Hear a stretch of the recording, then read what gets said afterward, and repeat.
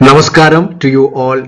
The science of meditation. Today we are going to discuss the science of meditation. Maharishi Patanjali is the sage who compiled Yoga Sutra, a foundational text of classical yoga philosophy. The Yoga Sutras is not a book of postures, it is a precise psychological manual on how the human mind works, how it becomes restless, and how it can be brought to complete stillness. His famous definition of yoga is Yoga Chitta Vritti Nirodha. Yoga is the cessation of the modification of the mind.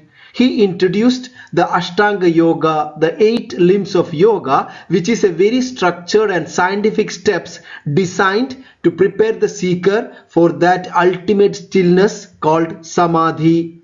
Dear friends, let us explore a normal mind versus a mind in Samadhi. Samadhi literally means total absorption. First, let us look the condition of our mind right now. It is like this water, always moving. In our minds, 3 things are happening constantly from the moment you wake up till you enter into deep sleep. Thoughts, emotions and sensations. Even when you watch this video, there are thoughts of planning, desire, judgment, etc. and your sense organs continually fetching information, seeing, hearing, smelling, etc. and there are emotions also. So our minds are restless. Now, look at this picture. It is a state where the mind becomes completely steady and totally absorbed in one object.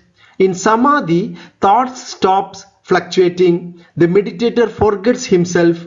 Only the object of meditation remains. It is the climax of meditation. But remember carefully, it is still a state of mind. Let us now move to something very important. Samadhi is not moksha. Let me define both in one line. Samadhi is a state of absorbed mind. Moksha is freedom from ignorance about your true nature.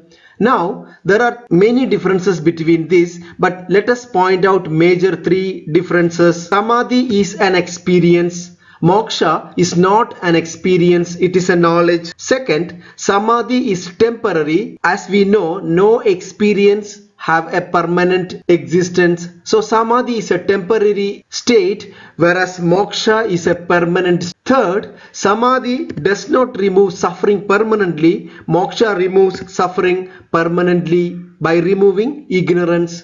This clarity is extremely important because many people think that enlightenment is an experience. You may ask, if Samadhi is not moksha, why study both yoga and Vedanta? Because the mind has 2 basic problems. First problem is ignorance. We don't know who we truly are. Vedanta removes ignorance through knowledge. It reveals you who you truly are. And the second problem is restlessness. Even if you hear the truth, if the mind is disturbed, distracted, it cannot grasp or assimilate that knowledge. This is where yoga comes in. Yoga silences the mind. Vedanta removes ignorance, yoga removes restlessness. Vedanta gives clarity to your mind, yoga gives stability to your mind. So we need both. That's why we study both.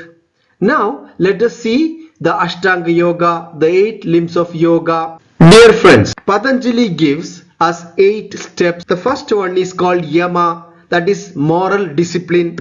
And the second one is called Niyama, that is personal discipline. The third one is called asana, steady posture. And the fourth one is pranayama, regulation of breath. Dear friends, we should appreciate and remember how Maharishi Patanjali designed these 8 steps of yoga. He doesn't ask us to just sit quietly and close your eyes. He structured these 8 steps in a scientific and systematic manner which enable a seeker changing his life behavior to the world and slowly building meditation to the final stillness of Samadhi. The first 4 steps are related to the external factors, so it is called Bahiranga Sadhana. Now we are turning our attention from outside to inside. So the next 4 steps totally happening in your internal world. So the 5th one is called Pratyahara. that means withdrawing senses. And next is dharana, that is concentration. And next is dhyana, that is meditation. And finally samadhi, the total absorption. So these 4 steps are happening the internal side of your existence, so it is called antaranga sadhana. These are not random practices, they are a systematic psychological purification process. Now let us go deeper into each one. The first one is yama. Yama means moral restraint. There are 5 yamas basically. The first one is ahimsa, that means non-violence. You should not disturb others, other beings, to yourself, etc. Next is satya. Satya means truthfulness. You should always maintain truth in your words, thoughts and action. Next is asteya, non-stealing. And next is brahmacharya, that means keeping moderation. And next is aparigraha, non-greed. So the yama designed for a purpose to remove guilt, agitation and inner conflict. Without ethical foundation, meditation becomes impossible. Yama creates inner harmony. Now let us move to the second step. The second stage is called niyama. Niyama means personal observances. This niyama also 5 disciplines. First is purity, shaucha. Please remember, purity is not only your body but your mind as well. Internal purity as well as external purity is really important. Next is santosha. Santosha here means contentment. Find content with what you have. Next is tapas, that means self-discipline. Always try to lead a disciplined life. Next is swadhyaya, that is scriptural study or self-study. And finally is Ishvara Pranidhana, that means surrender to God. So the niyama designed for a purpose to create inner order and sattva. Yama removes negativity, niyama builds positivity. Now the body must be prepared. So the next stage is for your body, that is called asana. Asana means steady and comfortable posture. Yoga Sutra says Sthiram Sukham Asanam. The purpose is the body should not disturb meditation. If the body is restless, the mind will be restless. Asana is not gymnastics.